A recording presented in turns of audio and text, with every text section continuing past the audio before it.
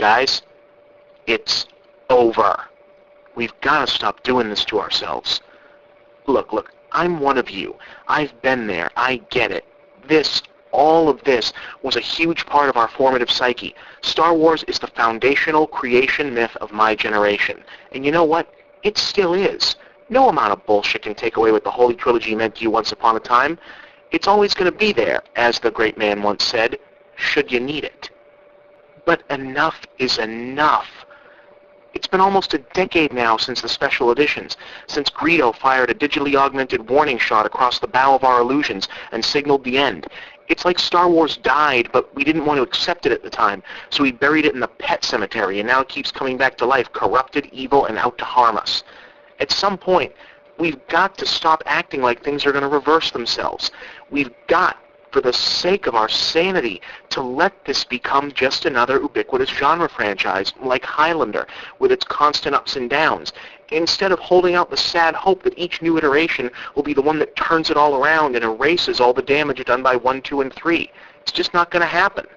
But we're not going to do that, right? No, Clone Wars sucks. You don't need me to tell you that. But we're still not going to cut the cord. Force Unleashed is going to come out, and maybe that rumored live-action series, and if either one is halfway decent, we're going to start up the denial machine all over again, right? Right.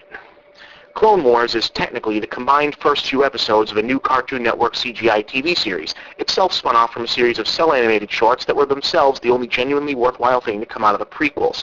Never mind that the minimalist character designs don't work in 3D, this new series also jettisons most of the writing and directing talent, chiefly Helmer and Dexter's Lab creator Genndy Tartakovsky, that made the original shorts work in the first place.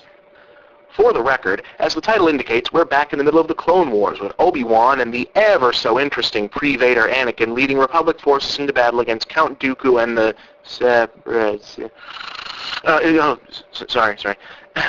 fan-favorite Ventress, short version, Darth Maul if he was a bulimic girl mummy, is back from the shorts, and Anakin has himself an impetuous little girl Padawan named Ashika to deal with as well.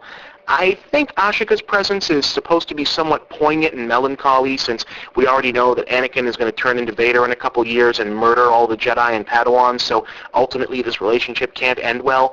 But honestly, it's a mark of just how badly the project fails that she's so fucking annoying that you find yourself wishing he'd hurry up and force choke her already.